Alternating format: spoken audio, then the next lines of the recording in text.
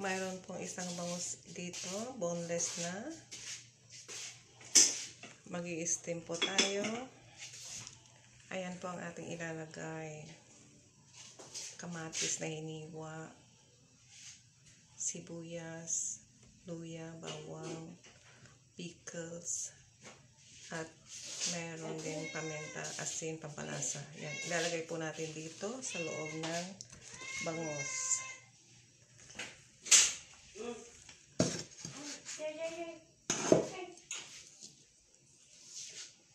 Ganyan lang po.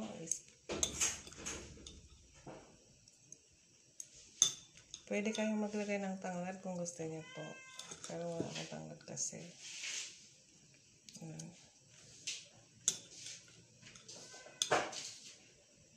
Ayan po.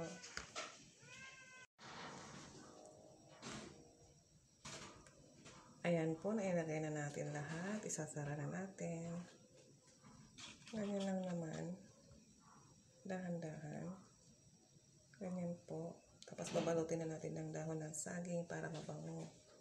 Ayan guys, nabalot na po natin. Papasingawan na natin hanggang sa maluto.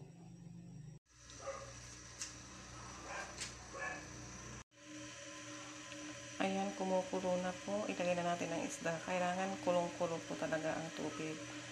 Ilagay na natin ang isda at pasingawan ng 30 minutes or hanggang sa maluto. Ayan, luto na. Luto na po. Kunin na natin.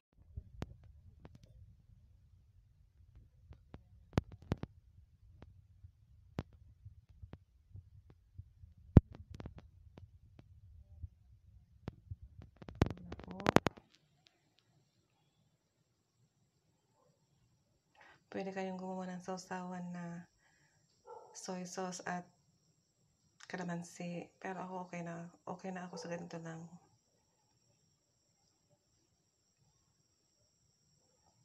Makunam. Naimas. Naimas. Naimas.